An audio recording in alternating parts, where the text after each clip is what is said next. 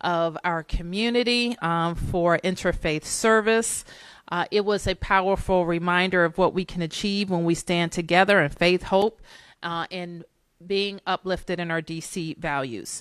So let me start first by saying thank you to all the members of my team who have been working tirelessly on our preparations, including everyone here at MPD, led by Chief Pamela Smith, Deputy Mayor Lindsay Apia, members of my executive office as well, and staff who have worked tirelessly preparing for this important event, including members of our transportation team and our public works team who are out in the city every single day, making sure that we are safe and secure.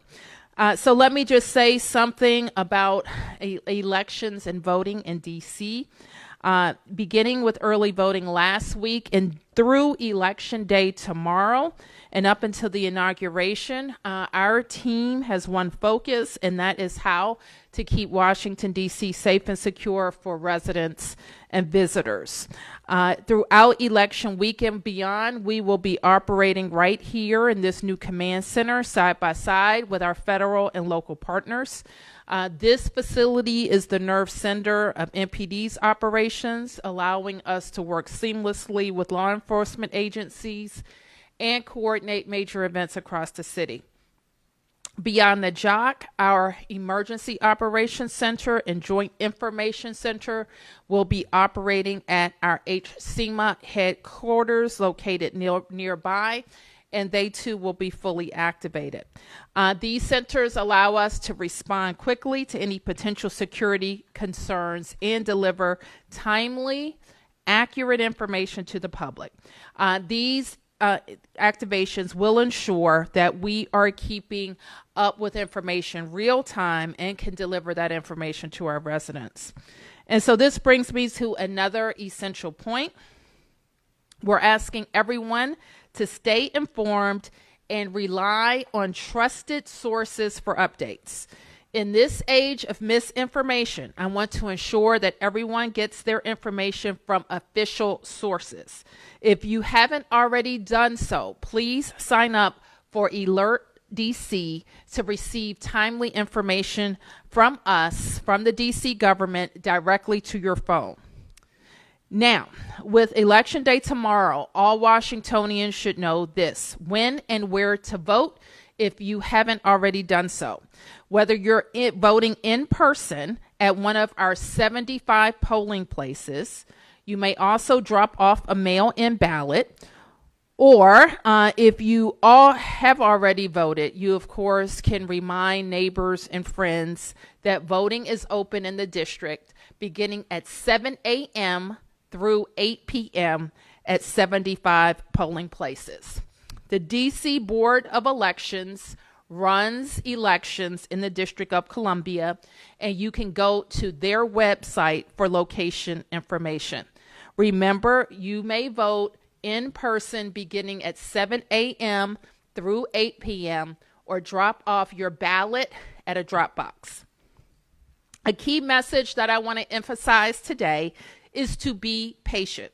While we anticipate timely results from DC races, the presidential race may take more time. That is expected. All signs point to a close race that could take time for all of the states to release their declared winner. So I want to mention a series of planned events around the city, including the Vice President's campaign event at Howard University.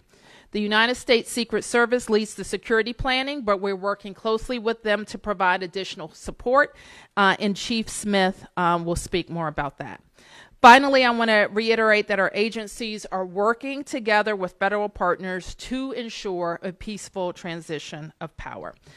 So with that, I will turn to Chief Pamela Smith of the Metropolitan Police Department. Thank you, Madam Mayor, and good afternoon, everyone, and welcome. As the Mayor noted, we have been focused on ensuring the safety and security of all of our residents, visitors, and businesses here in the district.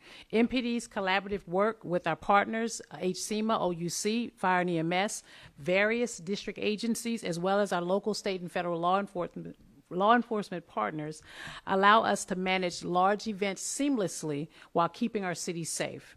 Since our update last week, MPD has successfully managed a series of major events that brought tens of thousands of people to our city, from the Marine Corps Marathon and the High Heel Race to the Vice President's campaign rally at the Ellipse and dozens of Halloween events that occurred throughout our city.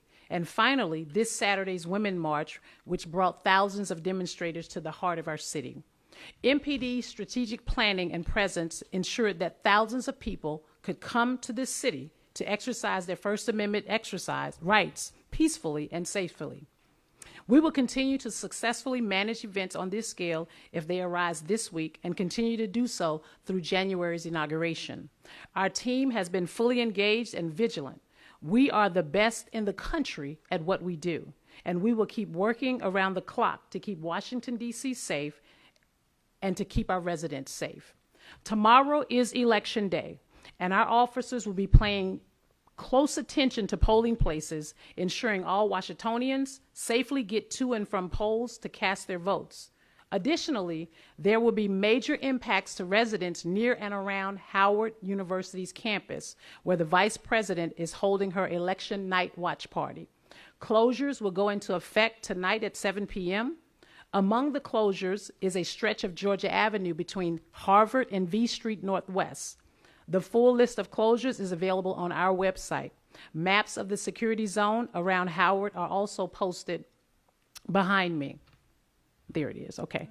We are working closely with our partners at Howard and also our partners with the U.S. Secret Service, which is the lead on this event, as the mayor noted very, very eloquently. Our officers will be assisting the Secret Service on the perimeter of the event and ensuring everyone who comes out tomorrow night gets to and from this event safely. MPD is already in a full activation posture. In addition to the security around Howard University, you will notice increased patrols in key areas downtown and around the White House. This proactive presence is a preventive measure, and while there is no credible threat to the District of Columbia, we want residents and visitors alike to feel assured that MPD is here, prepared, and dedicated to keep communities safe across all 7 districts. This room that you're in right now is the heart of the Metropolitan Police Department's operation. Our new Joint Operations Command Center enables us to coordinate efficiently with our partners and keep a real-time pulse on the city's safety landscape. This center has been activated for numerous events, including the 2024 NATO Summit, other high-profile gatherings, and most recently, Halloween night. I want to thank Mayor Bowser for the investment that she has made to not just this JOC, but also to our expanded camera network, now with 410 fixed cameras, 18 mobile trail cameras, along with 200 more cameras slated to be installed this year. And improved regional integration equips us to monitor and respond promptly to any developing situation. The JOC will be activated tomorrow morning and continue running for as long as the events warrant. Additionally, as part of our safety plan, we're leveraging our new helicopter, Falcon 1, and drones to enhance our ability to monitor and protect key areas across the district. We made these investments to strengthen our air support assets this year for the very purpose of managing and protecting events that bring large crowds to our city. Throughout this period, our real-time crime center, backed by the Camera DC Connect program, will continue to monitor incidents citywide and ensure we continue to make progress in driving crime down. Since April, we've had more than 40,000 people register their security cameras with our Camera Connect DC program. As we head into this busy period, we continue to lean on our residents and our businesses alike to register their cameras with us. All of our public safety agencies across the district are fully engaged in preparations. The district's Emergency Operations Center at HCMA is now activated to coordinate efforts across all city agencies and monitor any potential threats. The city's Joint Information Center is also operational to provide clear, unified communication to the public as well as to the media and other social entities around the city. I am in constant contact with Mayor Bowser and leadership from our partner agencies. Our close and constant collaboration will ensure every asset at the district's disposal is best positioned to ensure safety. To our community, MPD is here to support you and to give you the right to peacefully assemble, and we welcome you to enjoy all that the nation's capital has to offer. And I'll say this again, let me be clear. There will be no tolerance for violence in our city, no destruction or any unlawful behavior. As I've said before, we will hold all offenders accountable. We will not tolerate the destruction of property, and we will not tolerate threats to public safety as well as this election process. Should it require additional time to know the results of this election, we want everyone to know that we are ready to handle many different scenarios, and we have the right people in place to keep our city safe. As always, we need the community's help to be an extra set of eyes and ears and report any suspicious or concerning activity. Remember, if you see something, say something. And for emergencies, we ask that you call 911, report tips at 202-727-9099, or you may text us at 50411, or if you're one of the fancy technology folks and you don't want to use the phone and you want to stay on your emails, you can email iwatchdc.org. We will continue to provide timely updates through MPD's social media channels, including road closures, mass transit impacts, and significant events impacting the city. Thank you again for your continued support and cooperation, and I will now turn it back over to Mayor Bowser. Take a few questions. Yes, please identify yourself.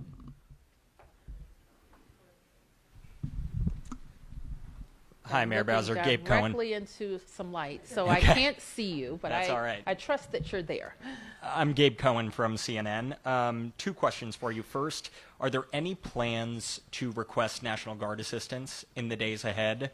And then second, I'm curious your reaction to the downtown businesses that have boarded up or the fencing that's gone up around the White House and the Naval Observatory. So thank you for that question. And as we have briefed out previously throughout this election period, and we consider the election period starting with the Vice President's speech last week through the inauguration, we, of course, will rely on MPD, local federal enforcement, and we expect to make a National Guard request during that period.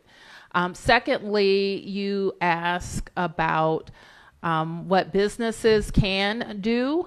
We want our businesses to stay in touch with us, with their business improvement districts as well, where we're giving out timely information. And we will continue to give them timely information. As you heard the chief say, we don't have credible threats of violence in our city, and we want to keep the public informed of everything that we know when we know it. The chief is also very focused on commercial district deployments. So while we're talking a lot, and we will talk a lot about our support of all of the election-related events, MPD is out in all 8 wards and is very focused on commercial districts in all 8 wards. So we will continue to share that information with our business partners so that they know what we know, and we trust that they will make the right decisions. Lastly, there's in what we expected was that especially around our federal parcels, that they would harden those environments for security purposes. We continue to work with them on their strategies, and we're looking forward to having successful events in the district. Any other questions? Just to follow up on the boarding of businesses, last week you sort of indicated you didn't necessarily think businesses needed to be doing that, and yet we're starting to see more and more. So just your reaction specifically to the fact that businesses feel compelled to continue boarding up, especially downtown. I don't know if I have anything else to add. We continue to encourage those businesses to be. I think we had a call last week where hundreds of businesses dialed in with their business improvement districts and other business partners. And so, people will make different decisions for different reasons, and we want them to stay in touch with us so that they know the latest. And then this might be a question for Chief Smith. Sure. We've seen at least, I guess, a dozen, 18 or so kind of permits that have already been filed. Can you just talk about the district's sort of communication with the people who organize these and kind of how you all try to stay ahead of permitted rallies and kind of what to expect as they happen? Well, as you know, and thank you for the question. As you know, our Special Operations Division is where a lot of the district permit application process takes place. And you also know that the National Park Service also has a permitting process. And specifically with theirs, when they have organizers, we collectively as a team, our Special Operation Division members as well as the National Park Service, we come together, we collaborate with those organizers because as you know, if it happens on the federal property, it's going to extend to the district streets and what have you, and we're going to have to monitor those groups that are marching around the city. So there's a collaborative effort almost on a weekly, if sometimes not daily basis on who these groups are, who the organizers are, and what is the anticipated number of people that will be participating. And then we build out our strategy specifically around that. And we've been doing this for a number of years. This isn't anything new. This event with respect to the election process, the January 6th certification, and as well as the inauguration is something that all of the local, state, and federal partners have been doing for many years, even while I was at Park Police, and even more so now. Thank you. Yes, sir. Any other questions? Yes. Over here. Good afternoon, Randy Bass with DC News Now. Spoke with a lot of people this morning. Election anxiety in general is just very high among Washingtonians. What do you say to them to help, quell some of their concerns, people living downtown especially? Well, we just had a 2-hour interfaith service, so I can't speak for everybody, but I know people of faith are praying for, that our country lives up to its values and that certainly we can support our values in the district. So I don't know if I have a secret word other than everybody is, I think, feeling a little anxious.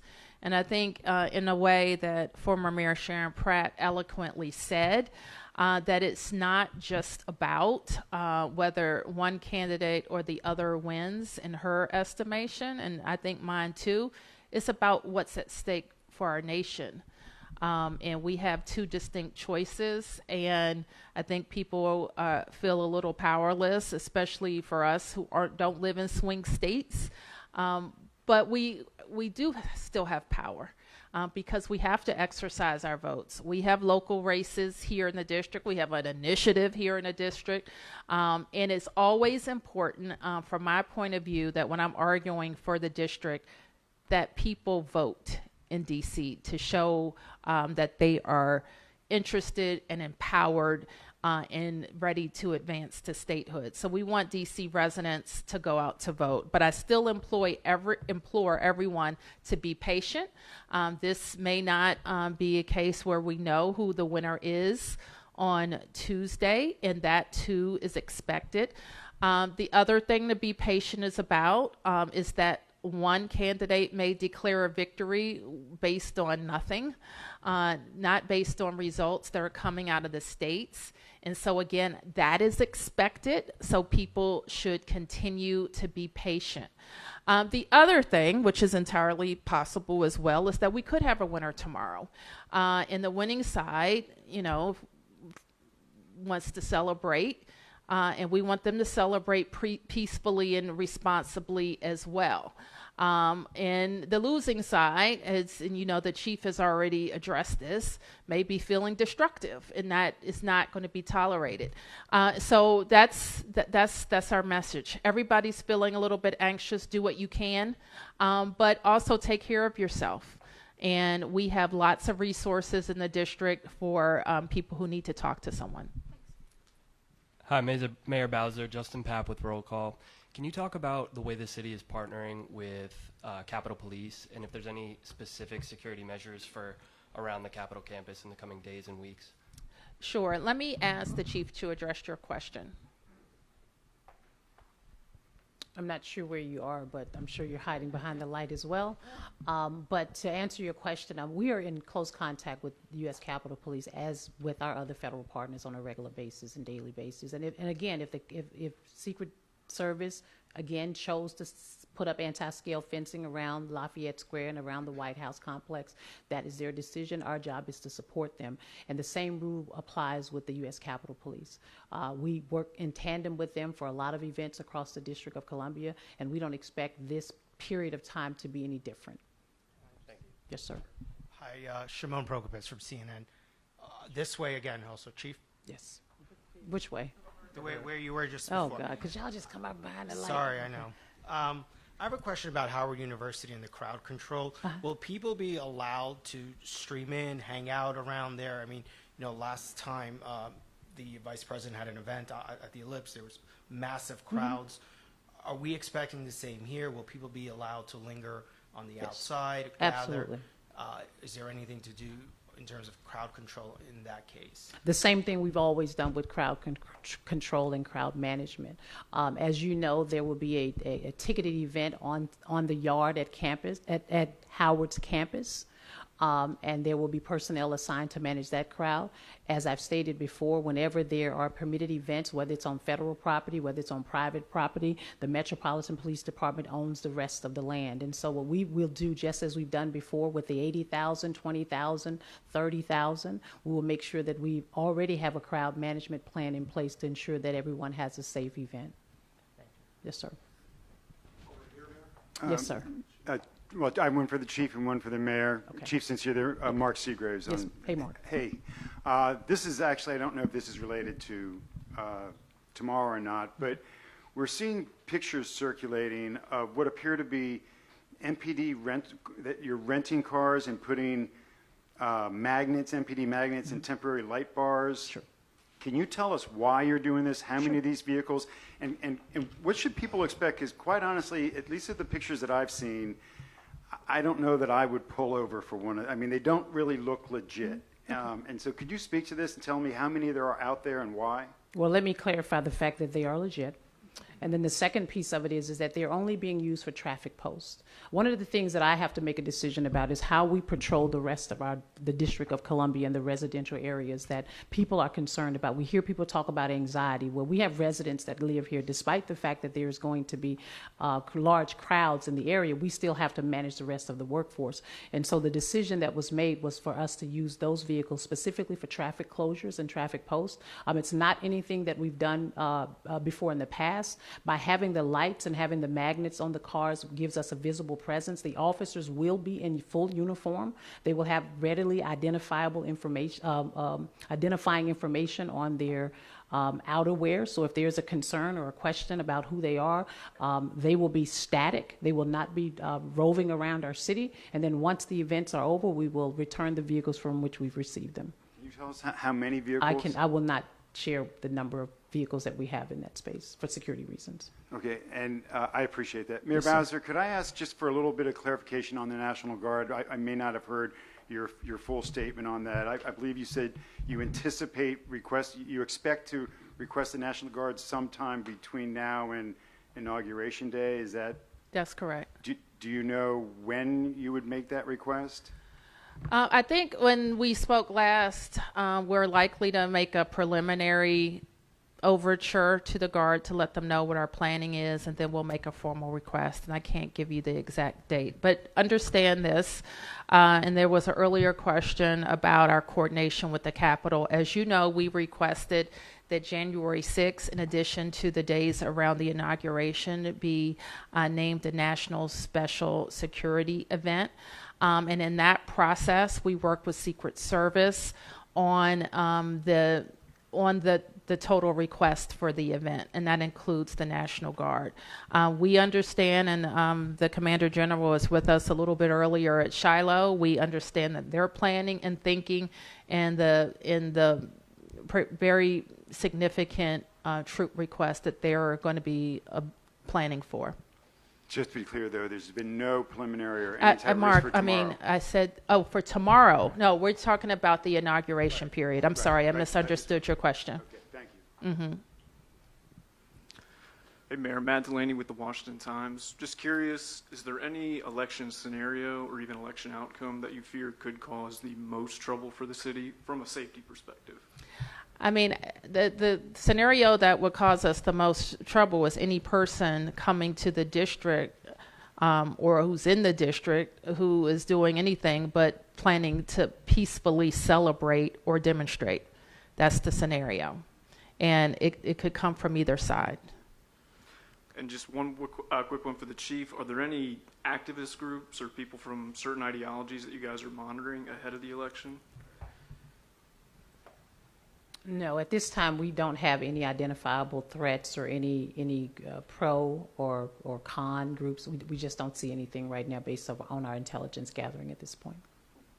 Yes. Hi, Beatrice Peterson, ABC News. Given that we're at the Joint Operations Command Center and the JIC will also be activated, can you discuss a little bit about the role that these spaces will play in ensuring safety within this week? And also, my second question is, will there be any out-of-state law enforcement that might be assisting with this week? You always ask two-part questions, don't you? Because you know I can't keep up with that second question. But anyway, so with respect to how the Joint Operation Command Center will operate, it will operate, and I know you're not aware of this, but we bring in all of our law enforcement partners whenever we have significant events like NATO Summit. We also bring them in on some Thursday, Friday, and Saturday nights just to address real crime. We have cameras in here, and this facility or this room can pick up cameras across the entire District of Columbia where we have them posted. And so it's a joint collaboration with respect to making sure that our law enforcement partners and our fire and EMS, and sometimes we have the U.S. Attorney and Office of Attorney General personnel also embedded in this space with us to help us to address the different concerns that we see across our city, usually overnight, and for this particular case during this time period of Monday through Friday. What was your second question? See? The first question, well, I think you both answered both of them. It was about out-of-state law enforcement. Yeah, and so we out of state for this period, we did not request any out of state. I don't really consider Maryland, Virginia out of state, but we did request mutual aid from both Maryland and Virginia, and we are happy to say that those agencies will be supporting us in this election period process as requested from Monday through Friday. A few more. Hi. Hi, good afternoon. My name is Clint Osborne, and I'm the director of the D.C. Homeland Security and Emergency Management Agency. And this is in response to Beatrice's question about the centers. The Joint Operations Command Center, as the chief said, looks at all of the law enforcement operations that are going on around the city and coordinates on the ground to meet the needs of what's going on around the city. You'll also hear about, as the mayor and the chief said, the Emergency Operations Center, which is a step up from that. We support the Joint Operations Command Center from MPD. We also support the other agencies that have operations centers going now and during other events. So, for example, our Fire Operations Center runs 24 hours a day looking at fire and EMS operations. And so anytime a center, one of those centers says, hey, we need something, we need some support or some coordination, that's what the Emergency Operations Center is there to do. Primarily tomorrow, as the mayor said, our elections are run by the Board of Elections, but we have a number of agencies that can, upon request, provide support. They will be collected at the Emergency Operations Center tomorrow, as the mayor said, to ensure a safe and secure and productive elections process. And then finally, we will have, as the mayor said, the Joint Information Center will be activated, and that's the group of folks, that's our communicators, our public affairs officers from around the district and all the agencies who work together to make sure that we're tracking information and getting you all timely updates as we go through the day. Okay, we'll take a few more. Yes. Hi, Ellie Silverman with the Washington Post. I was at the prayer service this morning at Shiloh, and Mayor Bowser, in your speech you talked about the historic nature of this election, of the church, and in your speech sought to reassure Washingtonians about their own anxieties. And my question for you is, how are you feeling? What's the mood like in the Wilson building? How are you sleeping? Just like overall, you personally, how are you feeling ahead of the election?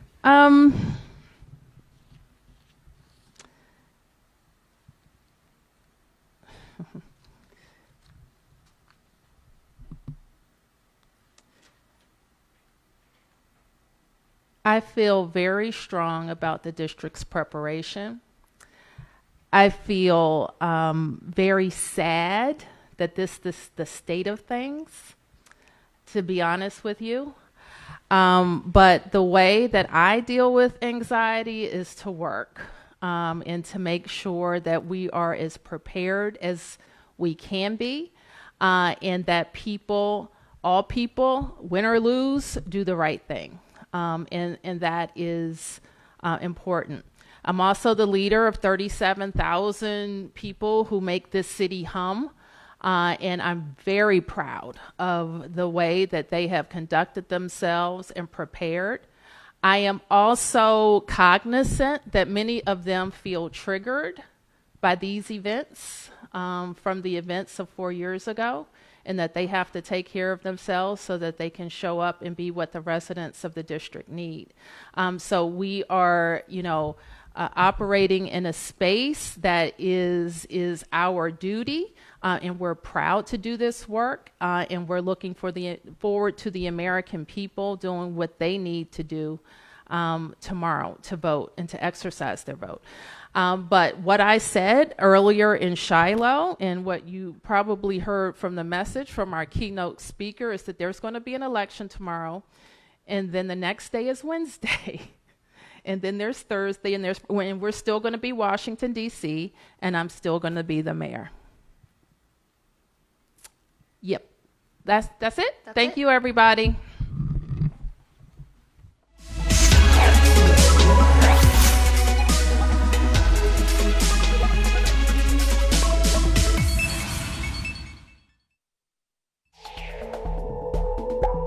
We now return to our previously scheduled program, already in progress.